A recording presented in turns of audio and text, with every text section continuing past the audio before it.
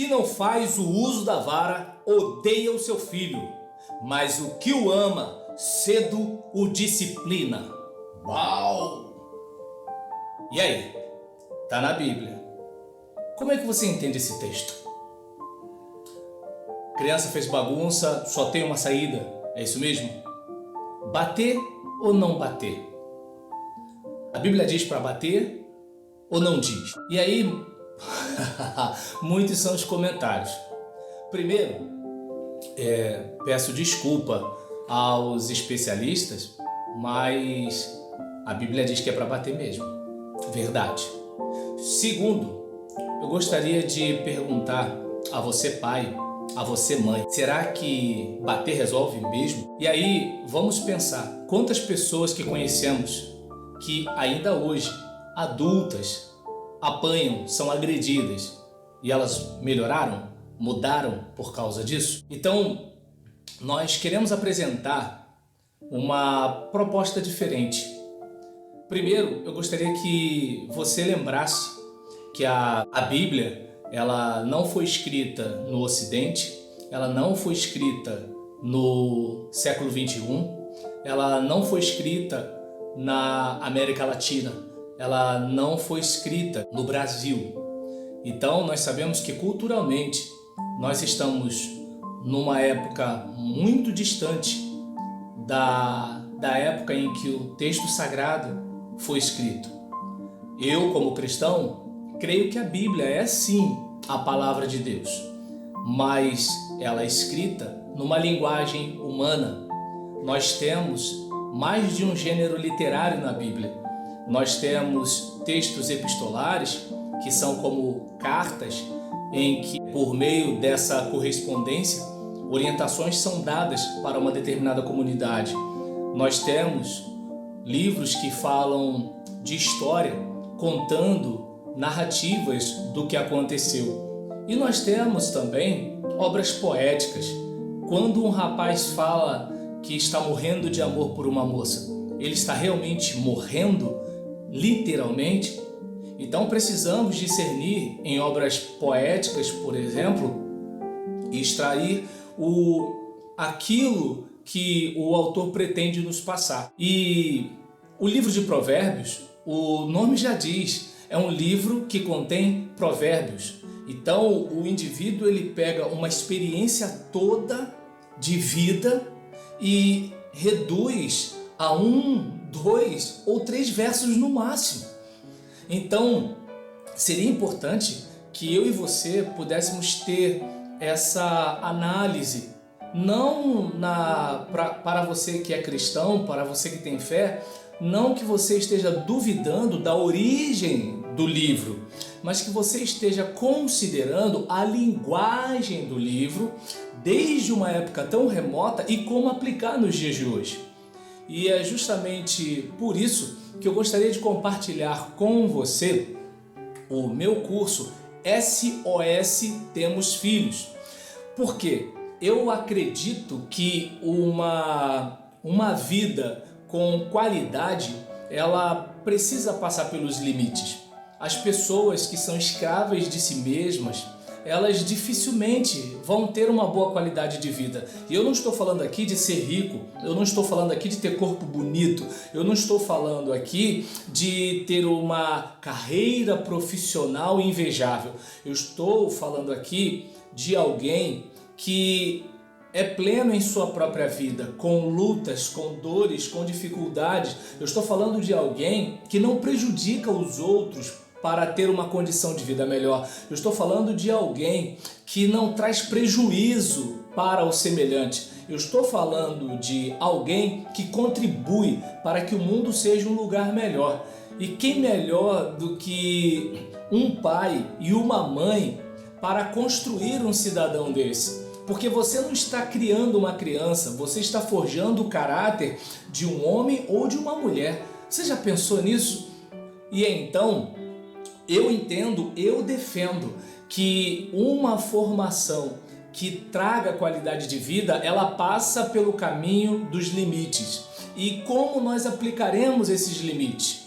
Eu entendo que, segundo Jean Piaget e outros teóricos, nós precisamos respeitar o desenvolvimento natural de uma criança, nós precisamos acompanhar o desenvolvimento mental dela, porque criança não pensa como adulto. Uma criança de 6 anos não pensa como uma criança de 4 anos.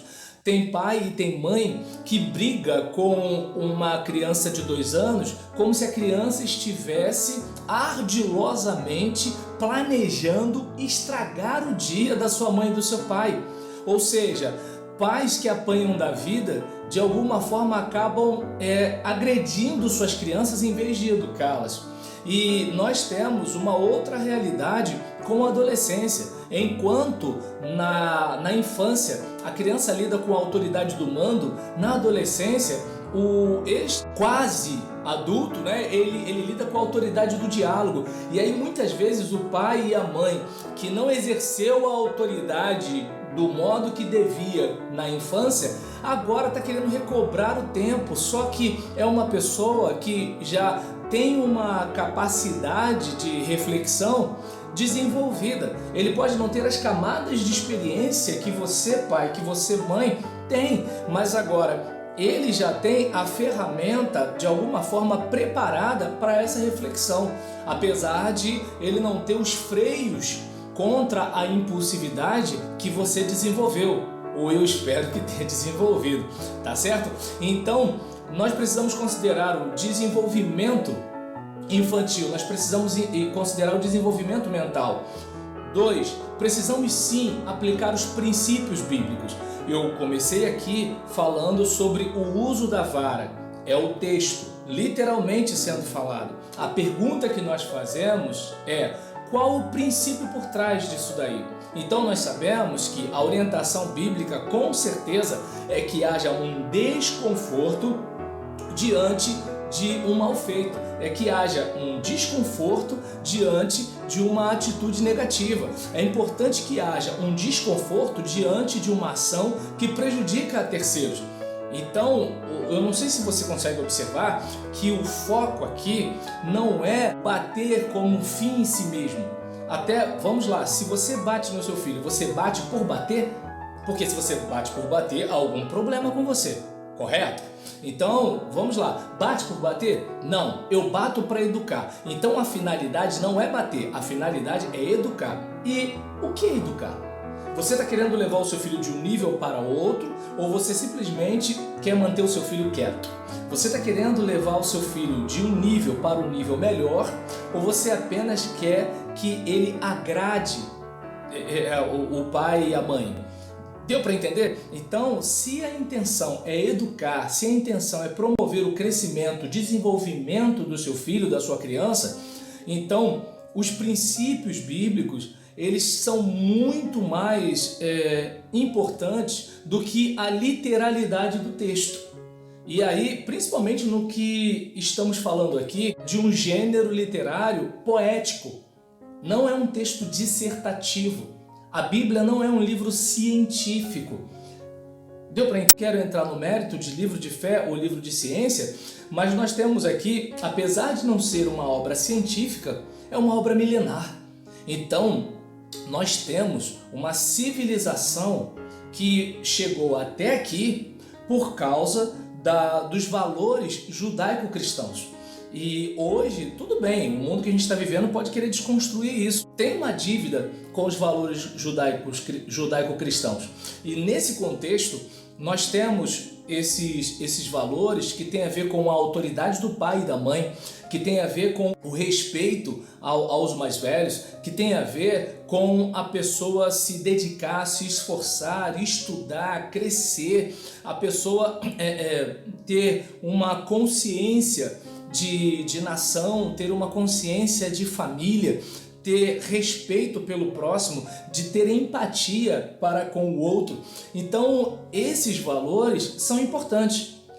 Alguns textos, obviamente, vão entrar em conflito, inclusive com os próprios valores cristãos.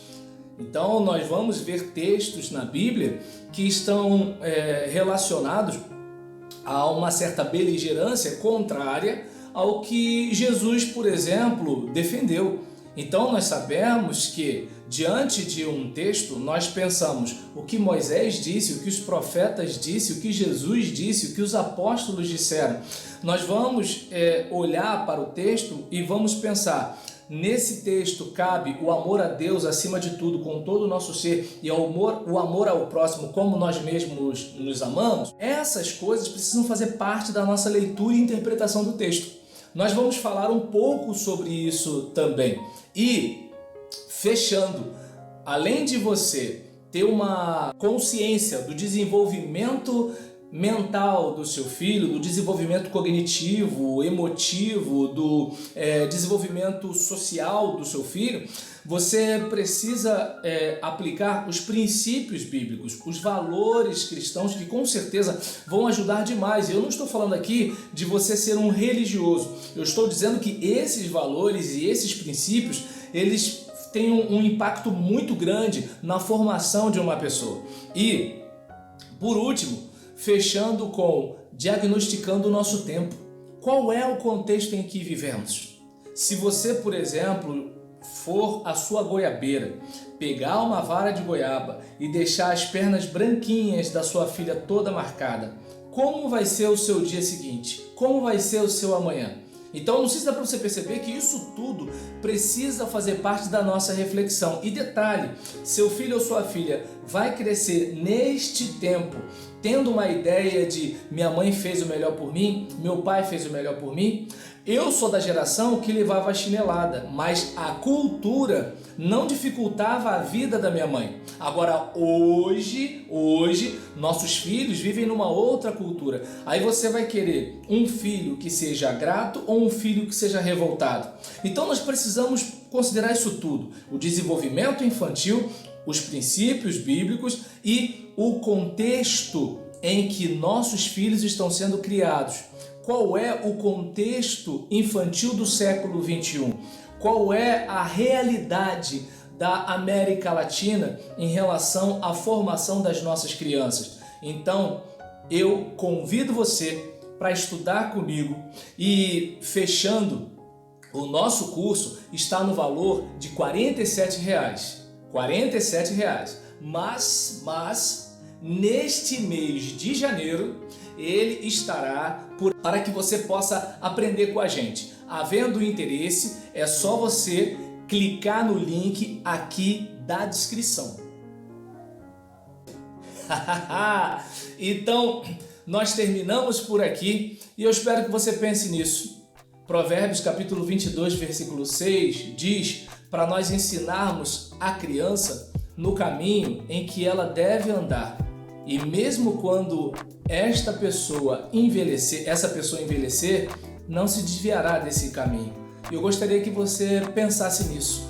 Que tipo de homem você quer que seu filho seja? Que tipo de mulher você quer que sua filha seja? Num tempo como nós vivemos, em momentos de tanta falta de empatia, numa época de inversão total de valores, numa época em que o desenvolvimento infantil não é respeitado. Nós temos pessoas querendo, de alguma forma, interferir na educação que você dá para o seu filho. Nós vivemos numa época em que algumas instituições ou algumas iniciativas em relação a roubar a inocência das nossas crianças. Então, numa época como essa, você precisa estar preparado. De R$ 47,00, depois vamos voltar para o preço normal, mas de R$ 47,00 para R$ 25,00, SOS, temos filhos. Aguardo você.